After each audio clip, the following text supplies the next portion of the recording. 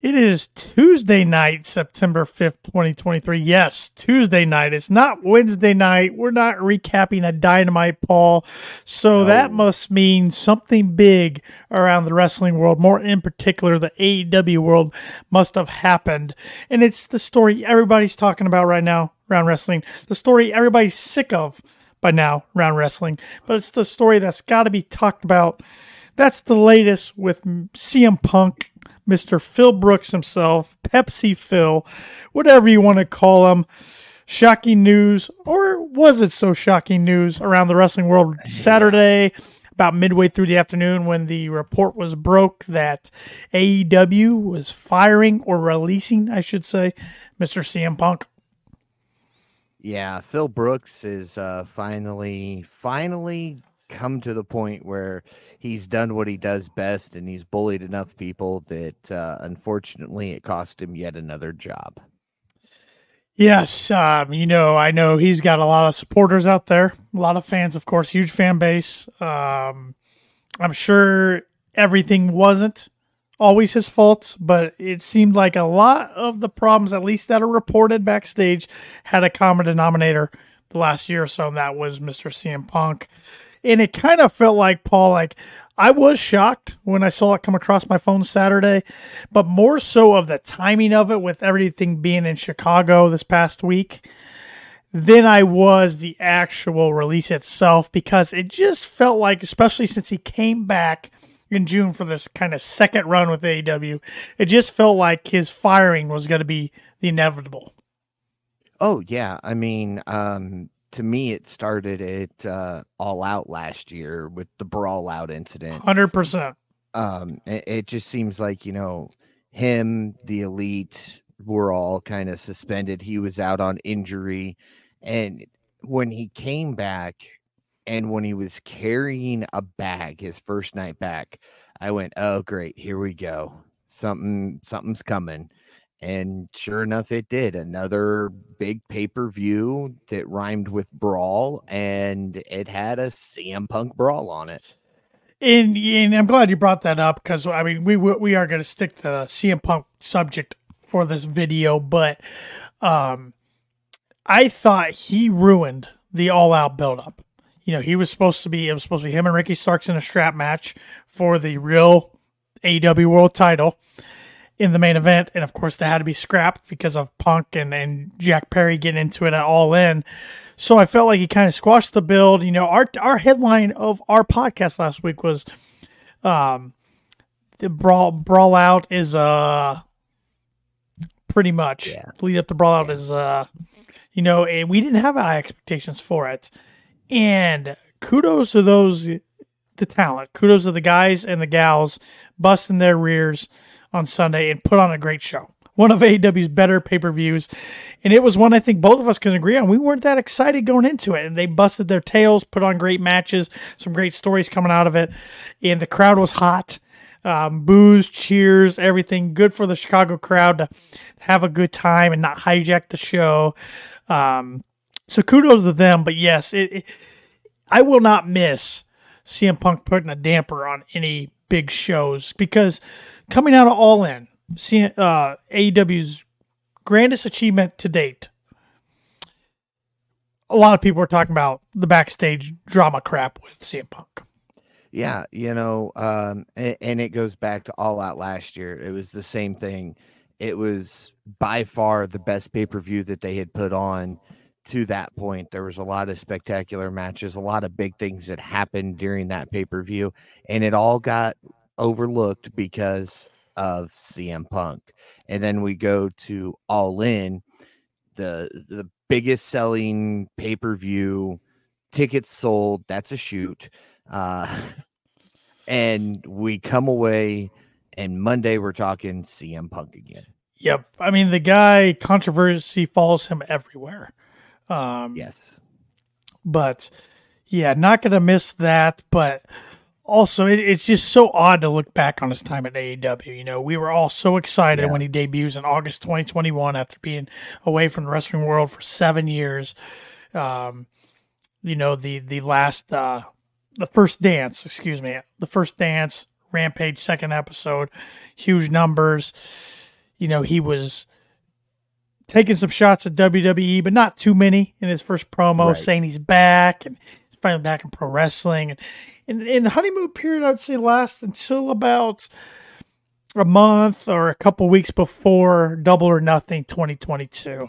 And then there was that promo with him and Hangman Page, where Hangman Page went a little off script and went into business for himself a little bit, as some would say, bringing up, some things about Colt Cabana, and that kind of started it all. And it just snowballed from there into the All Out, now known as Brawl Out, post-media scrum.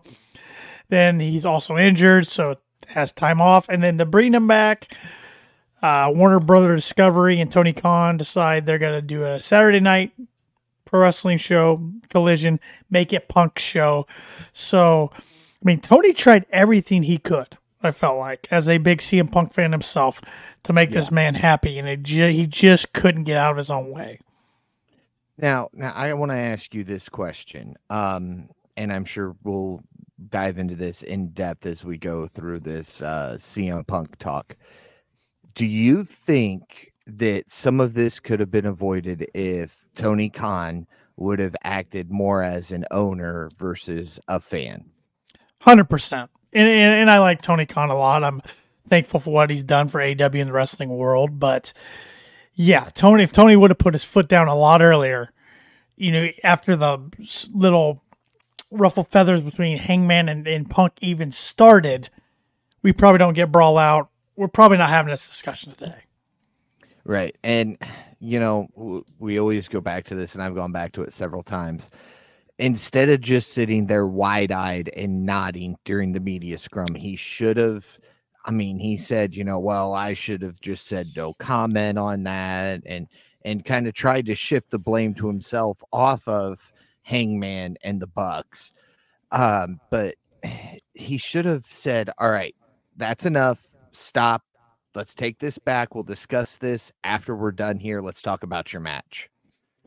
Yeah, he should have stepped in. But he let Punk just go rambling, even though Tony's eyes were getting bigger and bigger and bigger. It's still shocking to watch that a year later. It was literally a year ago today, I believe. Yeah. And here we are. It stinks. Once again, we're left with a lot of what ifs, what could have been, opportunity lost, a lot of money lost. It's too bad Punk and the Elite couldn't have sat down and hashed things out.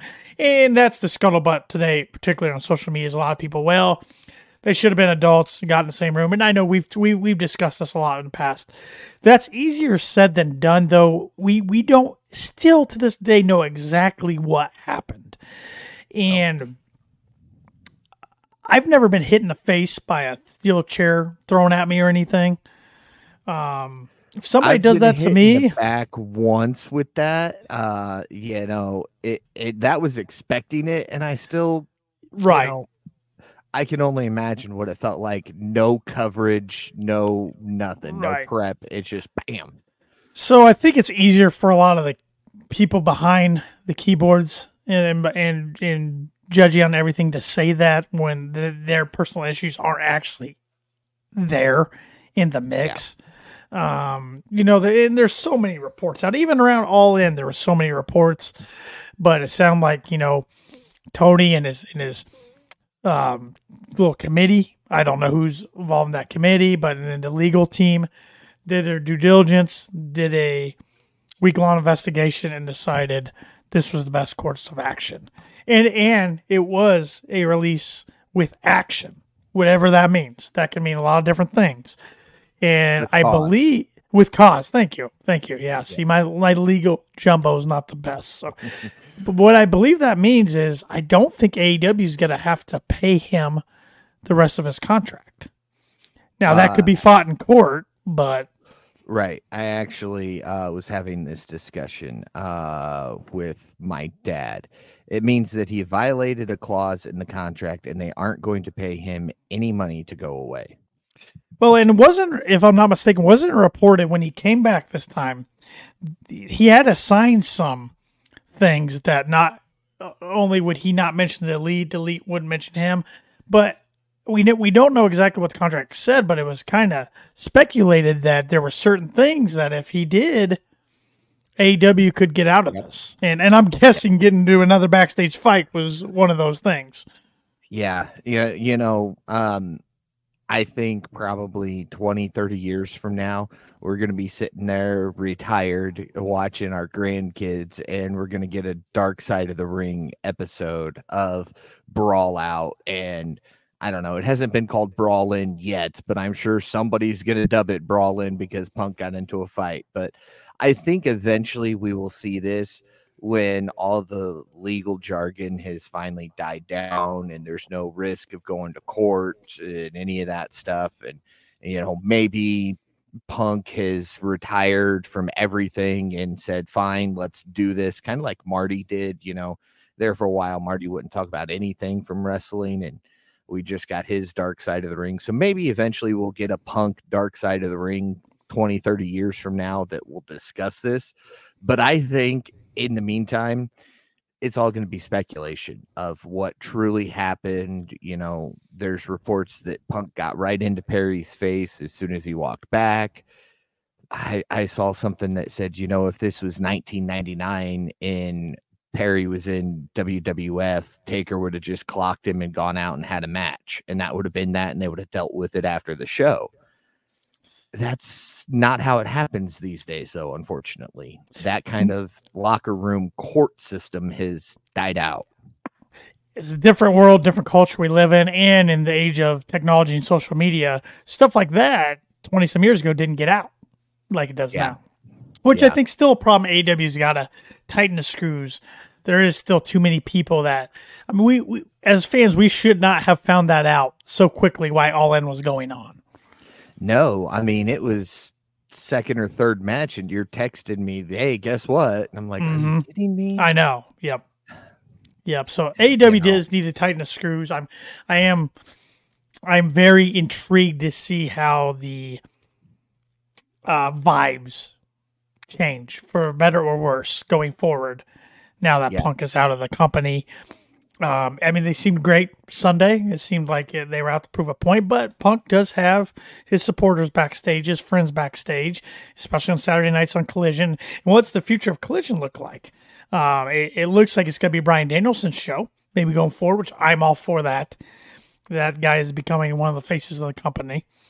Yes. And he's a brilliant wrestling mind. And Tony Khan told his dad, Shad, if anything happens to Tony, let Bryan Danielson become in charge. So that's pretty high praise right there. But man, there's so many still questions out there. That's why I said what date we were recording this on, because come tomorrow, there might be more out there. And we still have not heard from CM Punk yet. No. His social media has just been dead. There's been no post, after Brawl Out, he had stuff up on social media the following morning, and this time it's radio silence. Which is going to be interesting. Does it stay radio silence, or per Sports Illustrated, SI, according to them, they think he's coming out with something that's going to be pretty explosive? That's where I'm torn, because, with Twitter, you're limited to so many characters, but on Instagram, you can write a note and post it as a story. So right. I wouldn't be surprised if there's like a 10-minute story of just sheets of stuff from Punk by the end of September. I'll give him 25 more days. Another interesting thing, we don't know if there is a no compete clause or what that looks like. If they fired him with cause, I think Meltzer said WWE would be a year with a no compete clause, but AEW, who knows? Who knows? And I think I saw somewhere somebody asked Tony Khan about it, and he kind of just avoided the question. And he did really give an answer on if there was or wasn't a no compete clause. He did. He didn't really answer anything about CM Punk in the post media scrum, which was smart. Once again, stick to the great show you just had. And kudos to Tony. He said on the pre-media call last week he was going to give the fans an update. before the pay-per-view, so that way they could buy or not buy, and that's what he did on Saturday when the press release came out that CM Punk was being fired. So you can still, as of right now, get his merchandise, but they're going to be pulling it here within the next few days. So if you want any Punk merch, you better get it while you can. He is off the AEW website now, the official roster page. So this is not a work, people. This is not a work. This is a legit shoot, 100% real stuff going on. That was some of the best stuff that I had seen after this Monday and even into today. It's all work, guys. Don't worry. We'll get a luchador that will debut next week, and it'll be Pepsi Phil, the luchador, and it's going to be Punk. And it's like, no, he's gone. Yeah. I mean, I'm a huge Punk fan. I've loved Punk since he came in to ROH when I was watching him when I was a lot younger. He's not, and I've said this numerous times talking about Punk, he's not the same guy that was in love with the business. Something happened in WWE. He's gone on record saying he was overworked. He couldn't take it anymore. And that's what led to the pipe bomb. That's what led to him leaving. But in AEW, he had to work 1 day a week. I mean, he could leave Saturday morning and be home Saturday night. And in his first, I'm going to call it first run with AEW before the suspension, he had 2 injuries. I mean, at first I'm like, I don't know if this guy can do it anymore. Now, I will give him kudos. This last run, he had some very physical matches, and his body seemed to be holding up pretty well. But, yeah, and it should be noted, too, I meant to mention this earlier when we were talking about the all-in situation. Jack Perry has been suspended from AEW indefinitely. So he has not been around since All In. Don't know what that means. And he might have a tough time getting his footing back in the company because it's going to be interesting reactions wherever he goes. Let's put it this way. He's not going to be a baby face on TV anytime soon. No. And I've heard that his statement about it's real glass, cry me a river wasn't just at Punk. It was just in general. Punk just happened to be the one that said, don't use real glass. And so there were other individuals in the locker room who were a little upset with Jack for that. Sure. And I think Shep was too.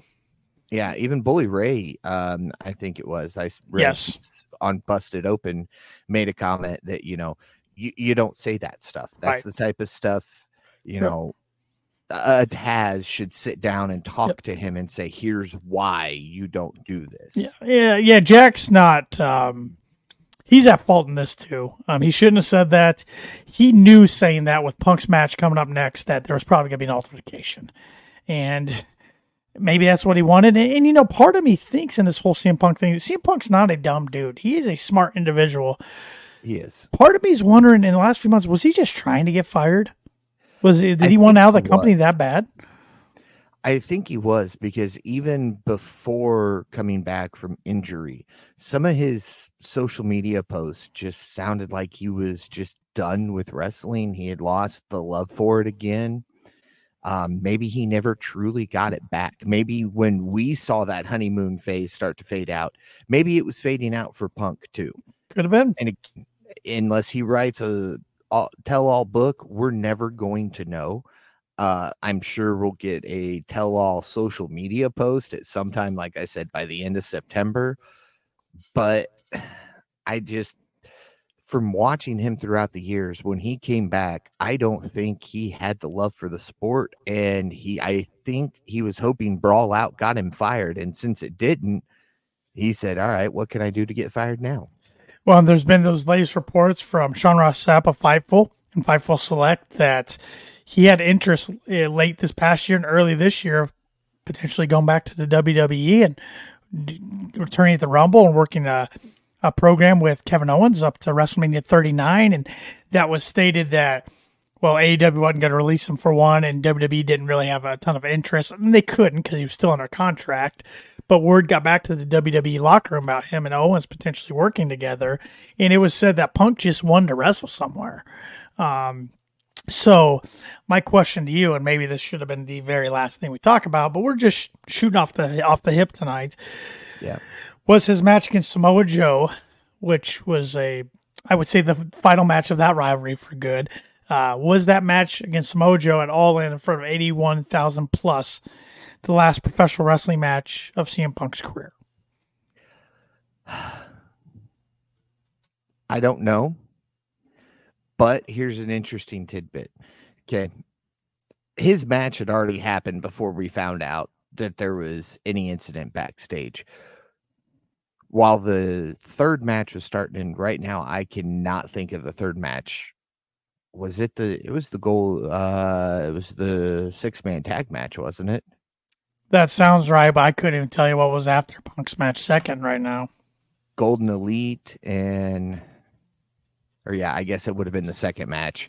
I think it was either Bucks FTR or Golden Elite versus the Bullet Club Don Callis family. But there were tweets, and because I was, for a change, actually paying close attention to Twitter during this pay-per-view, which you were trying to avoid it, but people were posting a picture of him standing there with the trans right sign. Correct. And they said, why does it feel like Punk saying goodbye? This wasn't just one or two tweets I saw. Right. There were several tweets that said that they got the feeling that this was Punk's last match, that he was saying goodbye to everybody. And then to turn around and find out he was in another backstage altercation, and then a week later he's fired. Yep. Well, so I think he knew it was coming. Sorry. Keep going. I'm sorry. Okay. I think he wanted to go out with a thank you. Well, and the last image we saw of him in the company was when he's going back to Gorilla. He has his back towards the camera, strap over his shoulder with a 1 point up. And I remember seeing that. I'm like, that's kind of weird. But maybe he's letting everybody know, he's number one, he's the champ, blah, blah, blah. But looking back on it, you bring up a good point. Well, the other thing I saw on that one, Roman did the same thing after WrestleMania or something. I don't know. But he threw the strap over his shoulder, was walking out, and did the same thing. Same way, the belt was on the same shoulder, same hand was raised. I'll have to go see if I can find it and send it to you. But I don't know if that was him saying, WWE, I'm paying attention. I mean, if he was out there saying goodbye to everybody and having his final AEW match, if he knew that was the case, was he, I mean, he did Hogan stuff, he did Cena stuff, he did possibly even Rock stuff, I think, at one point. He did a lot of WWE driven stuff. And then to end it with something that Roman has done in the past, that Undertaker has done in the past, was this his, hey, H, I'm paying attention to you guys, pay attention to me? It could be. I mean, he was backstage earlier this year at that Raw before Collision debuted. That's why if I had gun to my head, if I had to say yes or no, I don't think we've seen the last professional wrestling match of CM Punk's career. I think we've seen the last wrestling match in AEW, obviously. 100%. 100%. I don't think we'll see him in ROH, and I definitely don't think Impact wants him. Oh, ROH is under AEW's umbrella. That's not going to happen. He and Tony Khan will not work together again. Impact, I think, would love him. Can't afford him. New Japan, well, I think they'd like to have him, but they won't do it because of their relationship with AEW. NWA, nobody's going to work for Billy Corgan. So I think it's WWE or nothing. And, earlier this week, I was saying, or Sunday and Monday, I was saying, no, he's not going to go back there. And there are still a lot of people in charge there, a lot of top talent he has beef with. So a lot of things would have to be smoothed over. But I'm starting to agree with Shep that he might just do it to take one last jab at Tony Khan. And if I'm WWE and if he doesn't have a no compete and he's a free agent, I do try to bring him in. I don't know how soon, but I do. But I put him on a 6-month contract, a kind of a go out and show us contract. Show us you can put on good matches. Show us you can behave, and then we'll go from there. Exactly. And I think anywhere he ends up, if he ends up anywhere, that's what it's going to have to be, is a show us that you can behave. Show Yep. us that you're not what we saw in AEW Yep. anymore. I think, in my opinion, in the short term, especially on Saturdays, which Collision was always going to struggle when it got to college football season. It was always Yes. going to. So it's going to the next few months, no matter what. The short term, Punk's absence probably will hurt the company. I mean, he was their top merch seller. I mean, I got on today to see what merch was moving. And of course, with the latest announcements, a lot of CM Punk stuff is towards the top, which it always has been, but particularly right now. So they'll probably lose some gate money without him being around. But I think, and maybe this is just the positive AEW fan in me, I think in the long term, this move will benefit the company. Yeah. I think so too. Again, it will be hit or miss for a while, but in the long run, I think a year and a half, 2 years from now, we're not even going to remember that Punk was in AEW. And I'm not trying to be mean to Punk when I say that. For instance, when the report came out that Sonny Kiss was no longer on the roster, I forgot Sonny Kiss worked for AEW. There's so much talent on this roster that it's hard to keep track of everybody. And I think that's what's going to eventually happen here. Yeah, I don't think people will ever forget CM Punk's time in AEW just because of his stardom and how many things happen. But I understand what you're saying. There's so many guys on the roster. Some do get lost in the shuffle. But man, it's just crazy. 2 years ago, we were celebrating this guy's arrival, and he doesn't even finish out his original contract.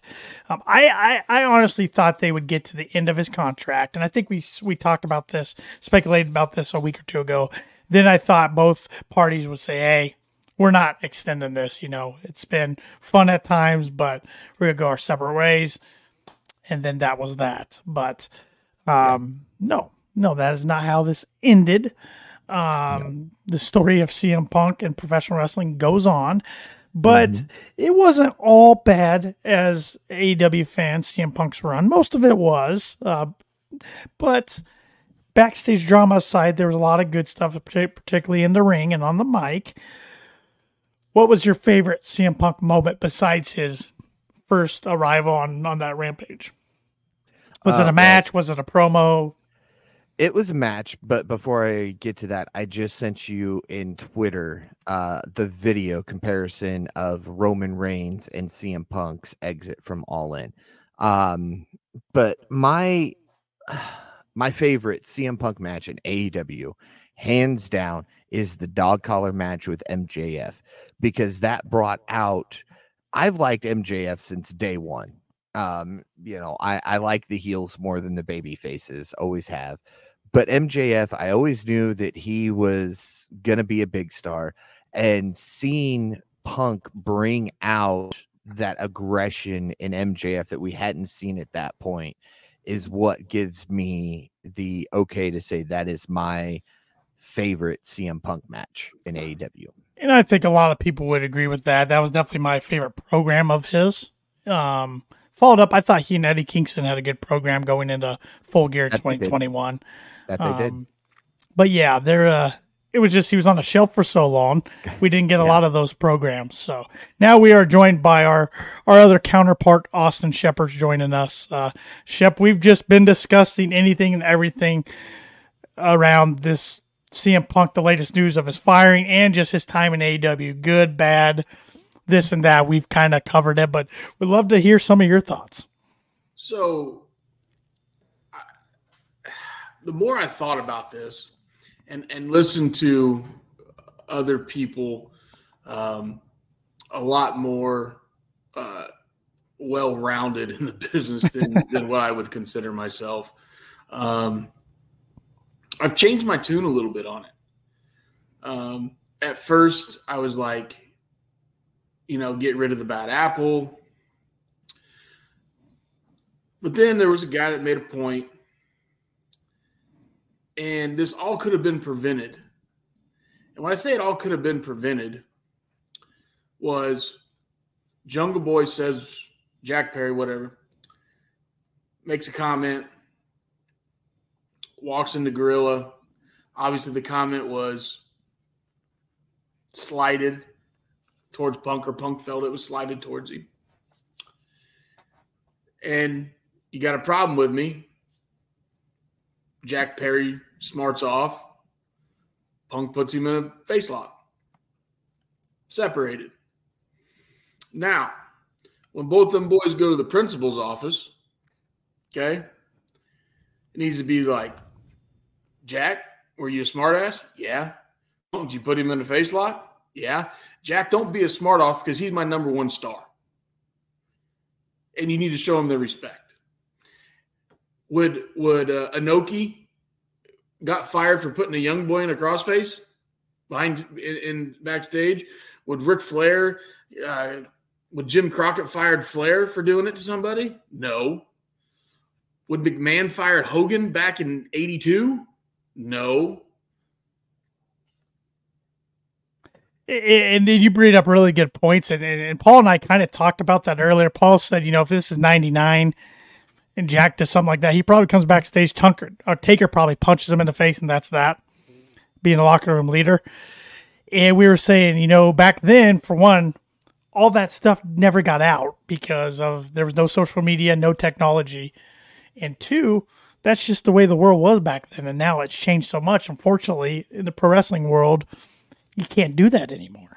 And it also looks like if you're an AEW original, which I would consider Jack Perry an original. Yes. It almost looks like, you can run and tell Tony.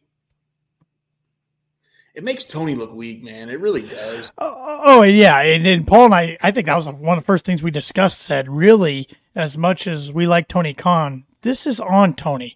When it started back on the road to Double or Nothing 2022, when the feathers started to get ruffled between Hangman and Punk, Tony should have set those two down in a room and squashed it right then and there. Because then Brawl Out doesn't happen, and we're not having this conversation today, a year later. And one thing that instigates that, which is a necessary evil, is Tony gives those guys such creative control when they go out there to speak. Correct. We love it on our end, but obviously sometimes you need to be scripted. Yep.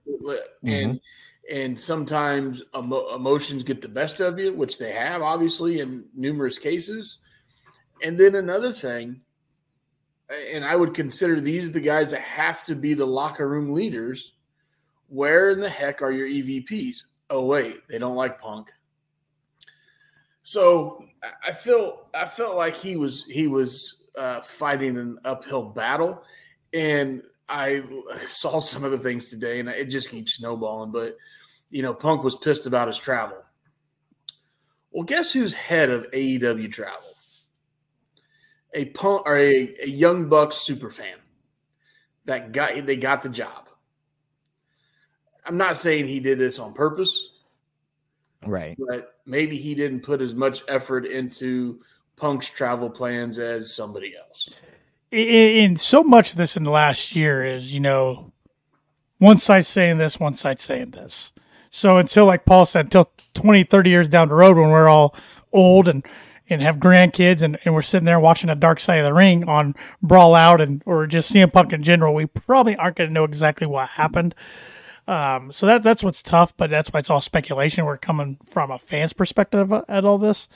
It's just too bad because once again, we're going to miss out on so many dream match scenarios, opportunities, this and that. But another thing I brought up to Paul Shep was I just feel like ever since Punk kind of came back for his quote unquote second run in AEW, it just felt like it wasn't going to end well. This was the inevitable, that something like this was going to happen and he was going to get terminated because it felt like he was on such a short leash.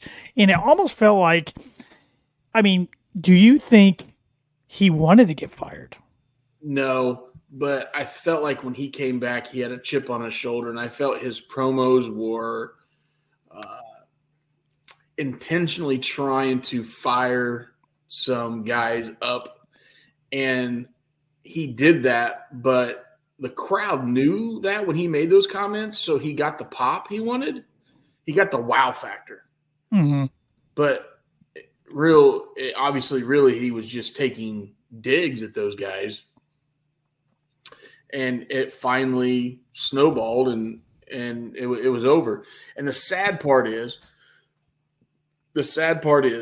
we are not talking about how they sold 81,000 tickets in Wembley right now. Nope. No. I mean, 2 big pay-per-views almost a year apart, with amazing things happening on them, and the news goes to Punk. And Tony Khan gets booed out of Chicago. Yeah. He did. And that's another thing Paul and I were talking about. We said kudos to the talent on Sunday for going out there with a chip on their shoulder, because a lot of them probably, especially Ricky Starks, probably felt like, okay, this is bullcrap. Our show and my time to shine was taken away by all of this. And I thought the guys and gals put on a hell of a show that I had no expectations going in for. And I thought it was one of the better shows AEW's ever done. And I thought the Chicago crowd was hot. Cheers, boos all night long. The Bucks thing was fascinating with half and half. So kudos to them. And I mean, I guess I'm just hopeful going forward that the vibes improve and we hear less and less of this backstage stuff. But there's still people, there's still bad apples backstage. There's always going to be in wrestling promotions. It wasn't just CM Punk. But like I told Paul, it starts with Tony and management that screws have to get tightened, because none of us should have found out about the backstage drama that happened at All In during the second or third match of the night. Right. Yeah. And, I was thinking as Shep was talking, not that I was ignoring you, Shep, I promise.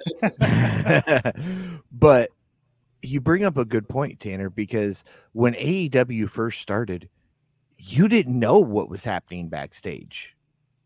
Sting showed up. Nobody knew that. Adam Cole showed up. Nobody knew that.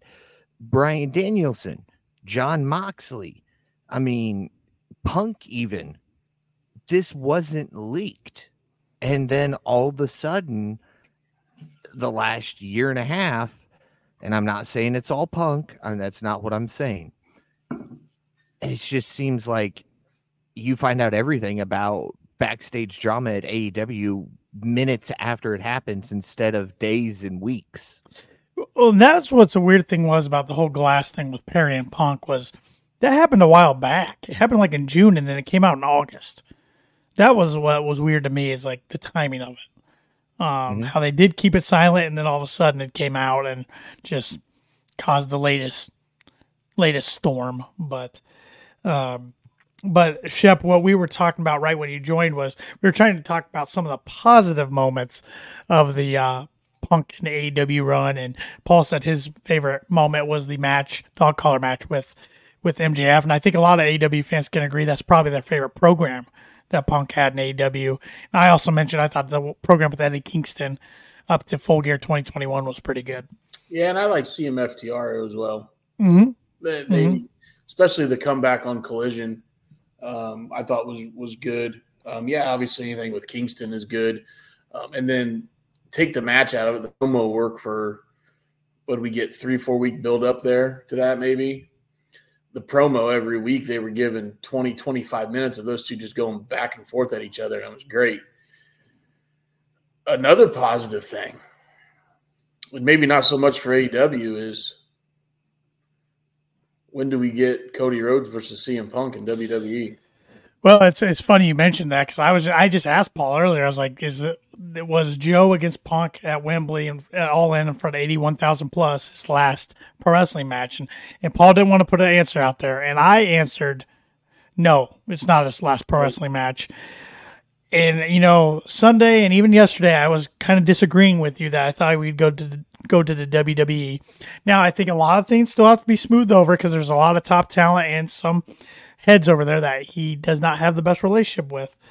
But I think he wants to make one more jab at Tony Khan and do something. Assuming he doesn't have a no compete, I don't know how that's going to play out. Usually, when you're fired / let go or released, you're free to go, especially if you have cause. Yeah. So, I mean, you got your next big one's Survivor Series, then leads into Rumble. Mm-hmm. There was talk before he came back for his run with AEW. He wanted to do a Rumble and then have a WrestleMania match with the guy that eliminated him. The name was Kevin Owens being thrown around. And I'm sure him and Kevin worked. Did they work together in ROH at some point? That's a good question. Just missed each other, or maybe a couple months, but Punk's going out and Kevin Steen was coming in. Yeah. So you got that option, and that would be fascinating because Kevin's so close with the Bucks too. And the big thing is there's two guys, one with a really big nose, and one old man in Stamford, Connecticut, Tanner's uncle. That's gonna do one thing. What's best for business? Yeah. What's gonna make them the most money? What's gonna sell them the most ticket? What's gonna sell them the most merch? You can put a lot of BS behind you when the green starts rolling in. And like I was telling Paul, if I'm WWE, I bring him in. I give him a 6-month contract. A kind of go out and show us contract. Go out and show us you can put on good matches, get money in our pockets, and stay out of trouble. Don't cause any drama because I know we're all bigger AEW fans, but we got to admit business is good for WWE right now. It's going really good. And so and somebody like Punk, if he comes in and ruffles feathers, it could be bad for business. And when's the last time you've heard of an altercation in a WWE locker room? It's been pretty quiet for a while. I mean, I'm sure it's happened. It just didn't make mainstream, but you got to go back to Brett and Vince, Brett and Shawn, maybe The Undertaker hazing some guys. And that was more of a hazing than confrontation. Steve Blackman knocking JBL out at the airport, which I guess a lot of locker room was pretty happy he did that. Well, it wasn't at the locker room. True. Airport's different. Airport's fair game. True. And then there's two other guys that I guess I don't know their 100% roles that I would say I'm disappointed in. And that's Big Show and Mark Henry. I felt like those guys were brought in to mentor this locker room, to lead this locker room, to take guys like Jack Perry and make them understand the business. Okay? And nothing against Jack Perry. I think the kid's talented. Maybe he's got some growing up to do. But like I said, back in the day, I take what was it? Shane Douglas, for instance, back in ECW. You know, what was it? One of the pit bulls. Remember the guy in the had the halo on? He freaking just took his halo and dragged him to the ground. Now, that happened in the ring, but it was more of he disrespected him. You don't disrespect the champ. Not saying Punk is the real champ, but he, to me, has earned the respect where he has earned the respect. If some guy walks through and he thinks he gives him the side eye, he has the right to say, hey, you got a problem? And if the kid wants to smart off, he learned. Mm-hmm. You know, what's the TikTok / Instagram saying? Fuck around and find out. He did. Yep. And let's dive into Tony Khan's little spiel. He made it sound like Punk was waving an AR-15 around. And Punk's from Chicago. Punk's liberal. He ain't going to have no AR-15. That's correct. Okay? So his statement saying that he felt like production staff, everybody was in danger. Innocent people. Yeah. So here's what he says. Here's what you need to say. After you rip Jungle Boy's butt and you rip Punk's butt, and then you say, hey, Punk, by the way, these monitors you smashed, these are freaking expensive. I'm taking them out of your check, and let's move on. I know we never will, but I really wish we could see security footage to see what happened. It'll be out sometime. Yeah. Somebody, after lawsuits, if there's lawsuits and all that BS is settled. Yeah. Because I want to see, did he go after Tony or did he try? I mean, there's so many reports out there. He lunged. Yeah. He lunged at it. Which, according to Meltzer, and take that for what it's worth, because I know Meltzer's taken one way or another in the whole Punk saga the last year. He said this came from somebody close to Punk, and they didn't use the word lunged. So I don't even know why the word lunged got out there. But Meltzer never said what word this guy used. Maybe he was doing lunges and stretching for his match against Joe. Maybe.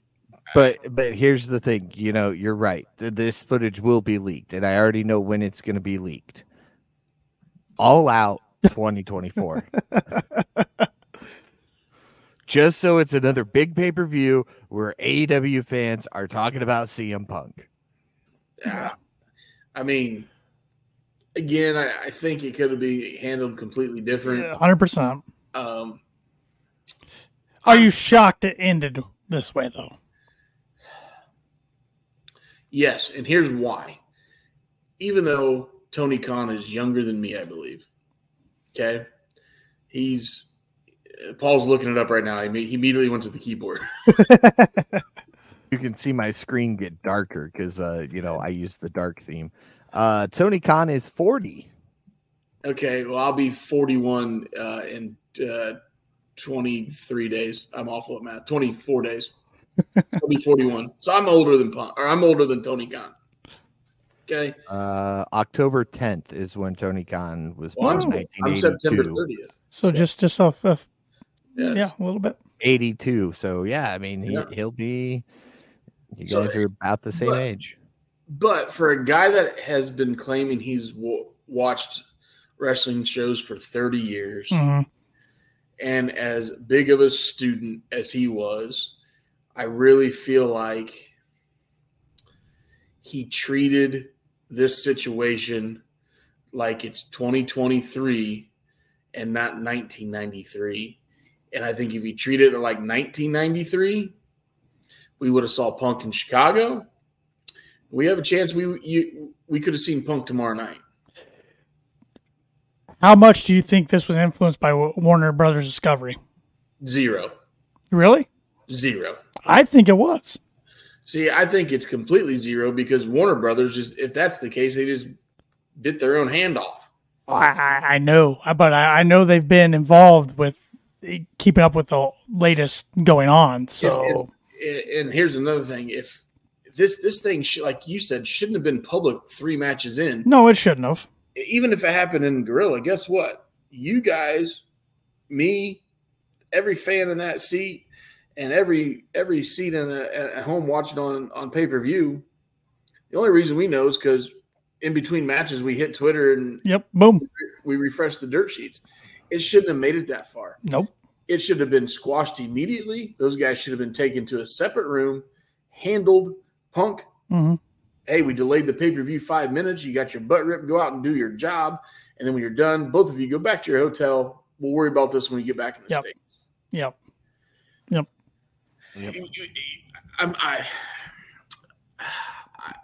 I don't want to – I don't give a shit. It's too – we're too soft. We're too freaking soft of a world. There you go. I was going to say community. World. I mean – any of our KOP community might take offense to that if I call them soft, but it's just, Tanner, back in 1993, I was 11 years old, and I was 1. You were, yeah. Thanks a lot. I was 6. Yeah. Okay, Paul, you can relate to this. At 6 years old, if you pissed the professor off, what was going to happen? Exactly. I've had many wooden spoons broken over my backside. Yeah.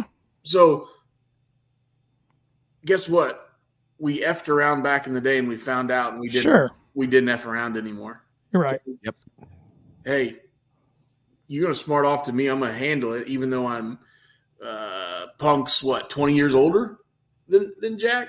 Mm-hmm. Yeah. Give or take. I can still take you, pal. Okay. Yep. Hey, it happened. Go in the back room. You hash it out. You go do your job. You get your butts back in the hotel room. We'll handle it when we get back to the States. You need that stern father back there. Tony Khan, and again, I love his passion for the business, his mind for the business. Sometimes we debate. But anyways, he's very creative. I'll give him that one. But I feel like sometimes I feel like he's too much of a fan. He is. And nothing wrong with that. That just shows his passion for it. But sometimes he can't separate. You know what? If I work with you and we go out and have a beer after work, that's great. But there's a fine line of where you draw the boss-employee relationship. Okay? Especially when you got roughly 100 talent. Those 100 of talents aren't all going to see eye to eye.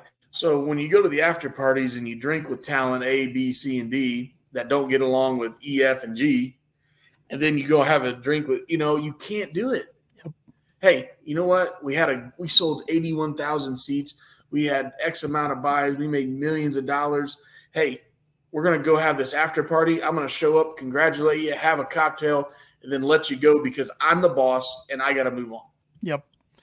I'm hoping that Tony learned a lot from this recently and over the past year and can come out of this being a better promoter, boss, because now's the time. No more being friends with these guys. You have to start laying down the law or this stuff's going to continue to happen and you're going to be like WCW in the end. And I hate saying that because, but I mean. Well, guess what WCW and AEW have in common? Well, Warner. Well, besides that, they have a billionaire owner. Yeah. Ted Turner, Tony Khan. Yep. Now, the difference is Tony Khan knows way more about the wrestling business than old Ted. Correct. But, again, yep. They have a bottomless checkbook. He's got to lay down the law. He's got some veteran wrestlers who can help. He needs that locker room guy like Undertaker was for years in the WWE, and he needs a right-hand guy. I mean, if Jim Ross was a little younger, maybe that's the guy, a guy who's not going to put up with any of the bullshit. But JR's too old. It should be maybe it's Christopher Daniels, but yet Christopher Daniels, even though I don't think he was trying to, he found himself in all this drama. Yep. Again, I think it has to be Big Show or Mark Henry if they have that type. They need to have that leadership.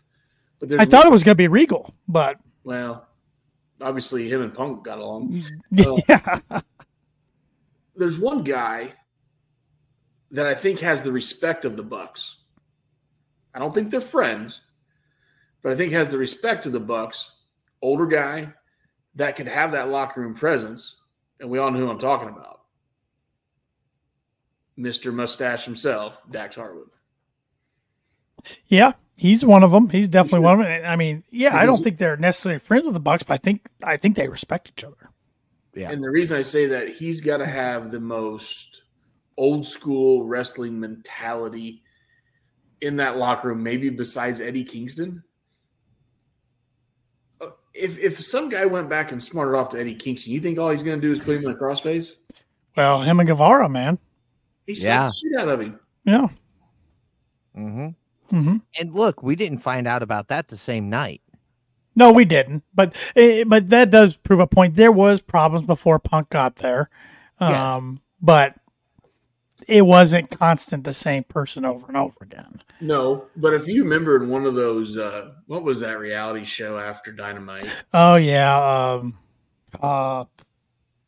Yep. Yeah. Mm-hmm. Yep. Mm-hmm. I remember actually watching that after we got off of a pod one night. Yep.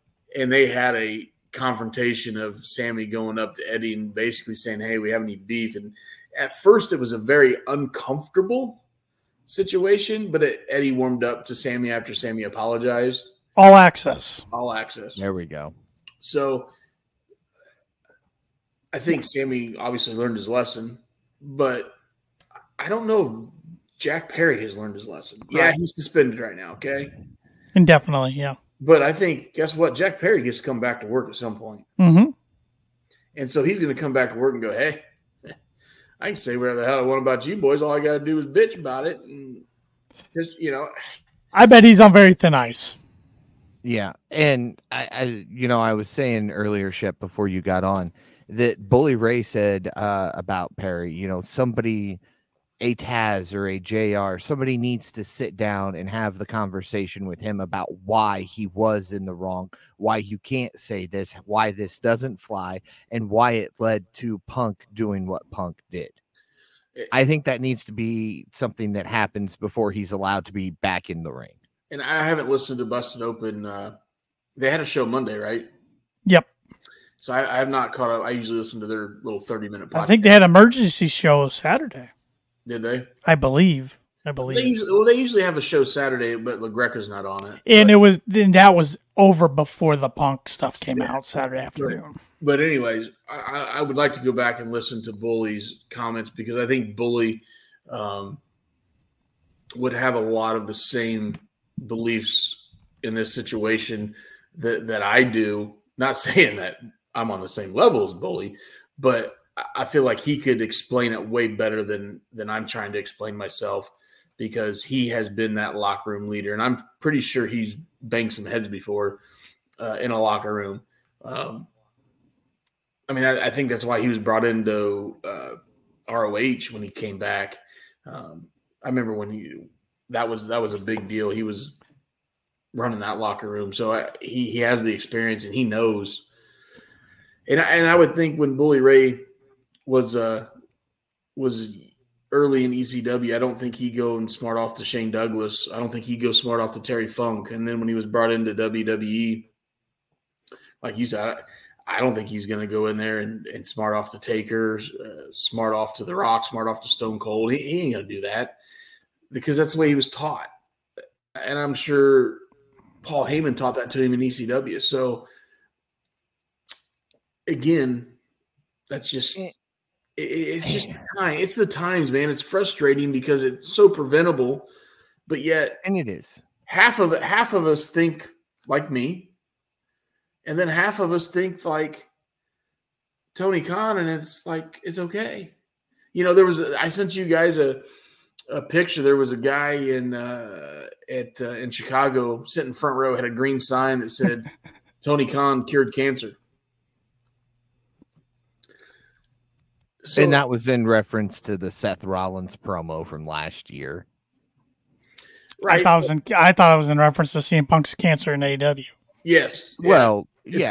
People started doing that because of Rollins calling him a cancer, I think. But yeah, so again, it's going to be a split thing. It's it's A or B.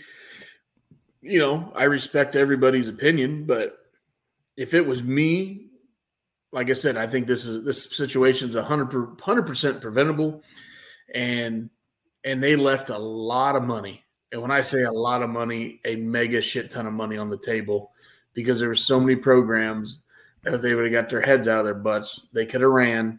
It cost me a T-shirt, damn it. Yeah. I enjoyed the shots, by the way, but it cost me a T-shirt. I think if everybody involved in Brawl Out last year could have went back in time, they would, because I think they all regret it, of course. That's pretty obvious, probably saying that, but I just wish Bakery would have doubled her production. That's true. I wish Tony would have set everybody down a year plus ago, and we wouldn't be here talking about this, or at least, okay, he didn't do that. He should have set him and Jack down a couple months ago, and according to SRS of Sean Rastapa Fightful, that according to his knowledge, that never happened. So it's like, what are we doing here? We're just asking for something to happen, and that's what happened. Supposedly, there was supposed to be a meeting in Atlanta.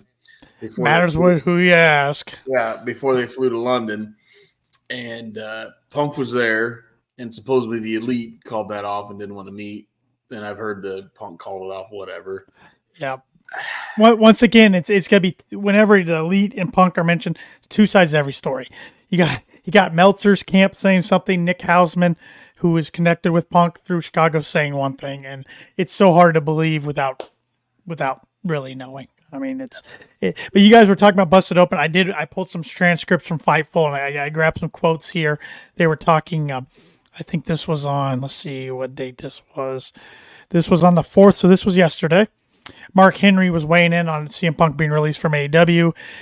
He was asked if he thought AEW was in a better place without Punk. He said yes. And then he elaborated on that by saying, now you can freely go and there will be no more complaining. There should be no more complaining. The problem is gone. The so-called problem is everything should be shits and giggles and unicorn pee and rainbow blankets. That's what it should be now. I'm curious to see how it's going to be. The problem is solved. A lot of Twitter took that like, oh, see, Mark Henry wanted Punk on. I don't think so. I think he's saying there's still problems backstage. Getting one person gone might not eliminate that. Yeah, I mean, when you start talking about unicorns and frosted snowflakes and Tony the Tiger and all that other stuff.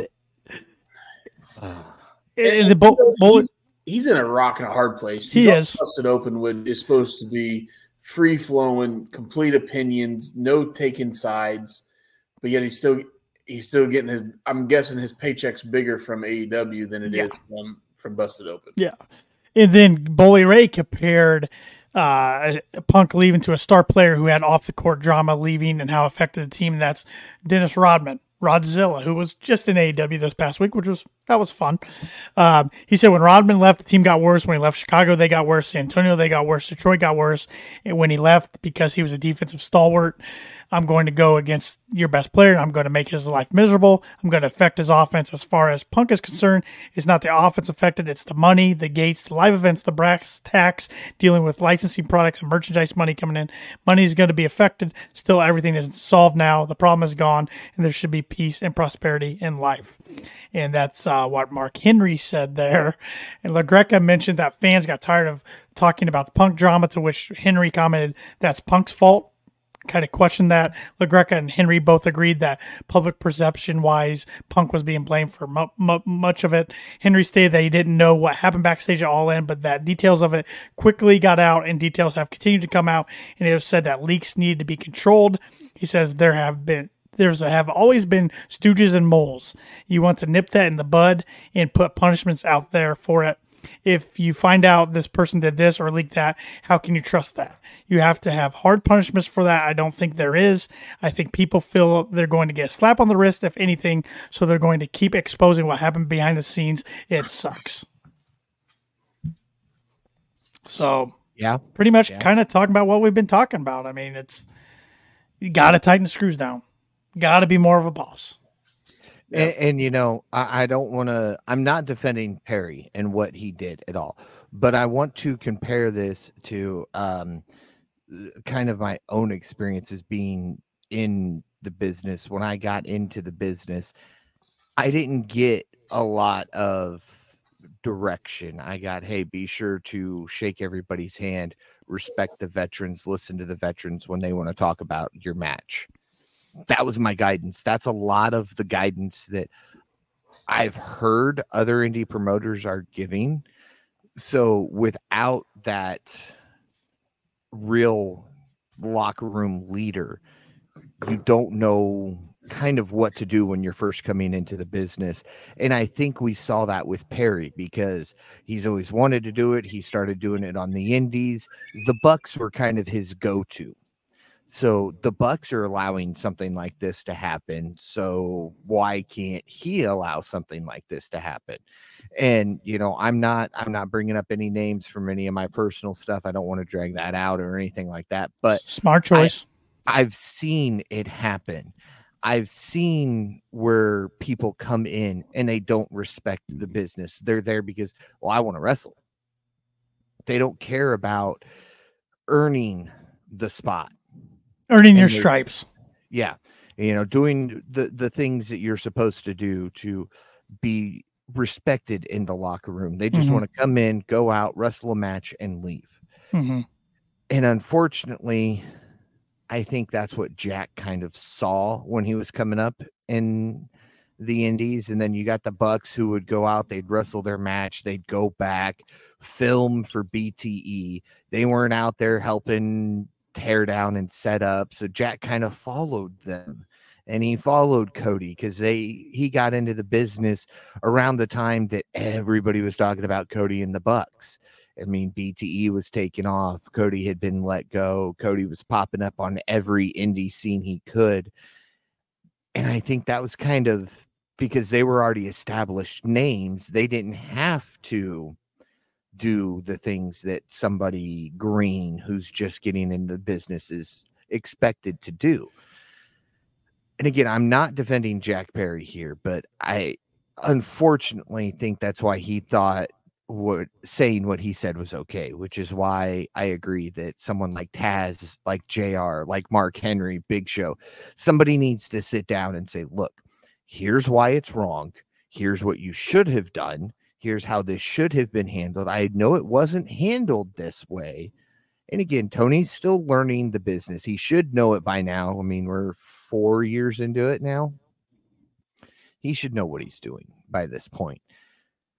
But I think he's still learning. He doesn't really have any guidance. He's got Tony Schiavone and JR and these backstage guys, the EVPs who are kind of giving him info. But again, everything runs through Tony. Tony is the booker. So whatever Tony wants, Tony's going to do, regardless of what Chris Jericho, JR, Tony Schiavone, Sting, Jake the Snake, all these guys who have been in the business as long as he's been alive are telling him. And he's taking it in, yes, but he's that fanboy. Well, I want to see this match. I'm going to book this match because I want to see it. I don't care if it doesn't make sense. We're going to do this because that's what I want. And that's a lot of what we saw over the last 2 years with Punk.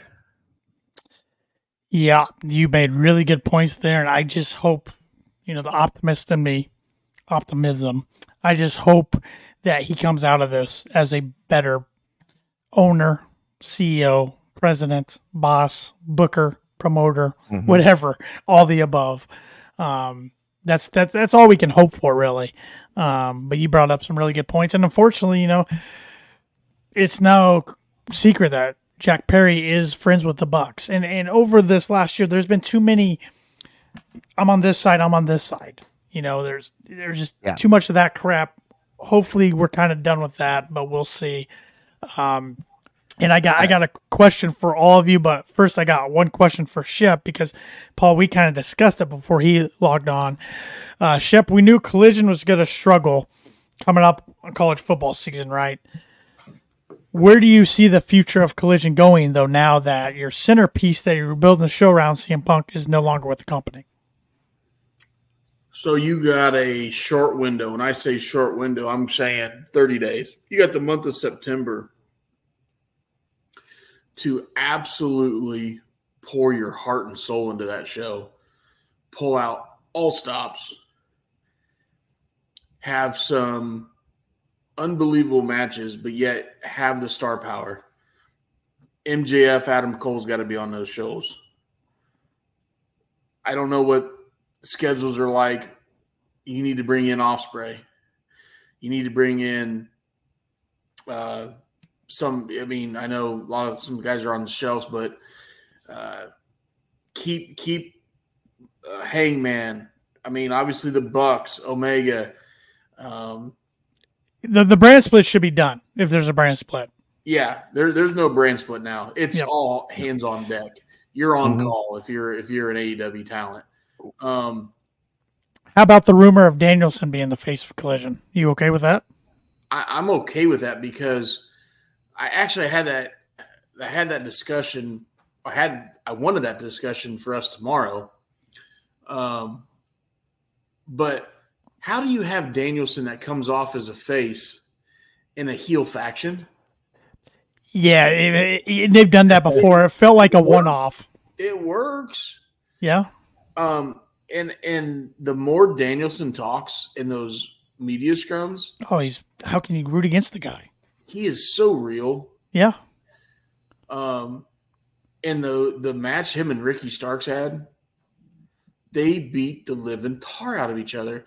Those slaps, and Danielson got him across the face one of those times. He was trying to hit him right here, and he popped him in the mouth. And boy, Ricky got him back. I mean, if them two boys, I don't think Danielson drinks, but them two boys should have had a couple cold ones afterwards on that one. But he would be the heir apparent, I would say, to Punk to be the face of that show. And you still got to continue with FTR in there. Mm-hmm. The Bucks got to be on there. Bullet Club Gold's got to be on there. The Acclaim's got to be on there. I mean, seriously, it's got to be a. I know they have a brand split, Raw and SmackDown, but if somebody needs to show up on Friday night, aka Cody, they're going to advertise his butt. Mm-hmm. So, yeah, you got a month to keep that going, or the network's going to be pissed because they're going to get steamrolled by college football. Mm-hmm. Yeah, the ratings are going to dip anyways, but yeah, you get rid of the brand split. If that means some guys have to work Saturdays instead of Wednesdays, or some guys who were working Saturdays have to work Wednesdays, you do what you got to do week to week, figure it out. Listen, all hands on deck, team effort. If you got to work Wednesday and Saturday and then you have the rest of the days off. Yeah.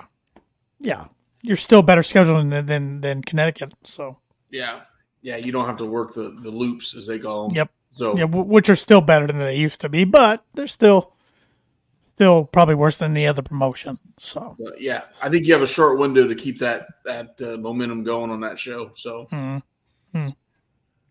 what are you guys looking forward to tomorrow night? Yes, for everybody that doesn't know, we are doing this tonight because I felt like it was too big of a topic to let go a whole nother week without hitting on it. And by next week, who knows what we're going to find out about CM Punk. CM Punk might release a statement and all hell breaks loose. But tomorrow night, we are going to be live in Indianapolis for Dynamite. Not much has been advertised. We know we're going to get Le Sex God, Sammy Guevara, and Jericho versus Aussie Open. That's going to be fun. It'll be fun to actually watch Jericho wrestle. I've seen him before, but I've never seen him wrestle. No, he always gets attacked, and then, it's a segment. Right. Which shocks me that Jericho's not going to Bray's Wyatt's funeral, because isn't that tomorrow? Well, originally it was supposed to be, but I haven't heard that. So it got delayed because of the hurricane. Hurricane, right. And so they rescheduled for that Wednesday. I remember Tony Khan made a statement that any talent's obviously excused to attend Bray's services. So I don't know if those are continued, because we got he would be one that I would think would be there. Mox would be another one. Mox isn't advertised yet. But with Mox winning the international championship, I would feel like Mox is going to take Orange Cassidy's spot and be on every show. Right. He's going to be the workhorse. And I kind of like how they haven't advertised anything yet, but we know we're going to get some good matches because we're getting Dynamite and Rampage tomorrow. And at least two of those are going to be the World Championship Tournament match. So those are going to be good names. And we do get to hear from MJF. And we get to hear from Hangman Page, which that was, good for him that he won the Battle Royal, but that was weird to have one of your bigger names just doing that. Feel like he's been kind of lost in the shuffle, so hopefully they get him back on into a good story. Did you guys watch BT? Yes. So then he shit on the $50,000 he had to give to the kids. He did. Which I know it's a gimmick on BT, but still, it's just like. It's like, man, he's like, I had to give it some kids in Chicago. Yeah, which I guess he can say that being a former teacher. But I also laughed how the whole internet went nuts about Kenny drinking, which I still can't tell if it was a Pepsi or literally just a water bottle that he put some coloring in. I don't know. It was purple. But, the internet wanted to run wild like it was a Pepsi. I was like, whatever. It wasn't a Pepsi. It was a water bottle. Yeah. The thing was almost purple. Somebody said it was water with electrolytes. The Elite and the Bucks, they like to poke the bear a little bit, but they're not that stupid to do something like that, I wouldn't think. Not yet. Well, Grayson Waller did. Grayson Waller did. But yeah. That was awesome. Yeah. Yes, but no, it should be a fun Dynamite tomorrow. Unprovoked. Fire him. Should be a fun Dynamite tomorrow night. My last question for you guys, unless you have anything else revolving around CM Punk that I want to ask you guys, is basically, was it worth bringing CM Punk back and when Tony did in August 2021? Yes.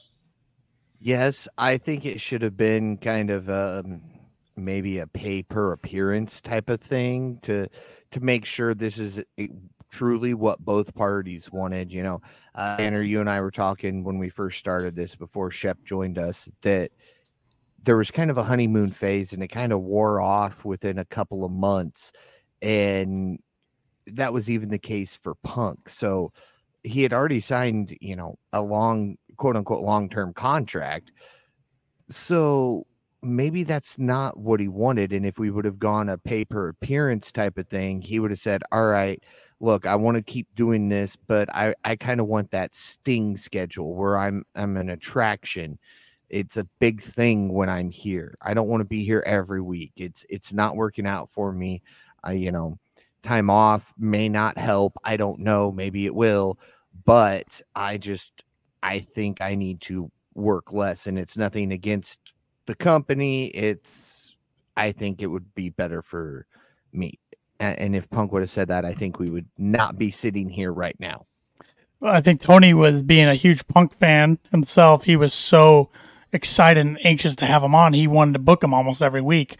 And that's why Punk's body didn't hold up in his first AEW run. Now, kudos to him in his second one since he returned. He had some pretty physical matches, and his body was holding up fairly well. So, yeah. Another thing I'm looking forward to tomorrow night, my cocktail vendor should be there. I know we're not in the same section, but I think we'll be used the same entrance to the arena. And I had that. He was kind of in the back hallway, never had a line, made a great vodka and soda. A little stiff, which I appreciate. Might have to get one tomorrow. Last year, I offered. I think you went with the Mountain Dew instead. Yep, I may have to grab one and a Mountain Dew tomorrow because I'm sure I'll be the one driving back from Indy, so can't have too many. I mean, if you say so, Paul, we could probably make that happen. Oh, hey, Shep, you're more than welcome to drive there and back. Well, I don't know about that. I mean, usually there's a Yeti cooler probably for the ride home. We're not going to make Tanner drive home since he's got to drive another hour almost. So. I appreciate that. You guys are kind. Maybe Tony Khan will just helicopter us in real quick. Hey, yeah. I'll stop talking bad about Tony if so. I won't. There's one thing we haven't done because we will not be live after Dynamite tomorrow night. We've got an announcement to make. We had a pay-per-view. We had predictions. I don't even think Shep's been brought into the loop of what's going on. I haven't. So. I didn't pay attention. I've been watching a match here and a match there of the actual card. I was gonna just let it be known on next week's pod when we come on, and somebody else has gold over their shoulder, and it's not me, unfortunately. All right. And it was stupid because we had like 4 matches, then we had bonus matches. It was dumb. Yeah, It's okay, Shep. It's okay. I had a dominant You victory. did good. I had a dominant victory at All In. Ooh, dominant, okay. It was like the closest. You guys were like, what, 11 points behind? I think I was 8. We were tied going to the main event. But yeah. Now this time, Shep, we kind of got the floor wiped with this time. So yeah. Shep, you did good. You were right there, man. I was pulling for you the whole time. But so yes, no, I will not be wearing gold on next week's show. So, but I had it for a week and didn't even get to touch it. No, you did. It's true. But That's Tanner's fault. The good news, it is my fault. I will own up to that. The good news is, Shep, we don't have to wait till Full Gear because Tony gave us a new pay-per-view. Wrestle Dream, which is a month away. So October 1st. Yep, less than a month away. So October 1st, yeah. Yep. That's my wife's birthday. That'll go over well. Oh, Shep, I think you need to watch that the following night, man. Yeah, probably. We'll keep it on the down low. Yeah, my luck. My birthday's on Saturday. Her birthday's on Sunday. So she didn't appreciate when I told her I'd be hungover for her birthday. And I didn't. And I usually don't get hungover, so that really pissed her off. Well, Oh, good stuff. Anything else with surrounding CM Punk before we put a wrap on this one? Well, I will bet you if you guys want to take this bet, I'll book it for you, okay? And you can bet $1 to $100,000. I bet you we don't see CM Punk in Indy tomorrow night. I bet you're right. I bet you're right, Shep. I bet you're right. I bet you're right. Nobody's taking my bet. Maybe we'll see Phil, the new luchador that AEW is about bringing in. Dude, if some reason this is a work. No way. No way. Yeah, I know. He went too far. But Yep. But if you have any comments about CM Punk, if you're for Tony's decision, if you're against Tony's decision, drop them in the comments on our YouTube channel below this video. Subscribe to our YouTube channel. Subscribe to the Kicking Out Podcast wherever you listen to podcasts at. Hit that follow button on Twitter, on Instagram. Hit that like button on Facebook. Hit that notification bell on YouTube. Give us 5 stars. I'm taking Paul's outro because I'm just on a roll here. Follow us on Twitter. You can follow me at TannerLee92. Follow Shep at TheShep27. And follow the new KOP Predictions Champion Paul Zarman at PaulZarman921. With that said, join us next week after we'll be back on our regularly scheduled programming when we're recapping next week's Dynamite. We're out.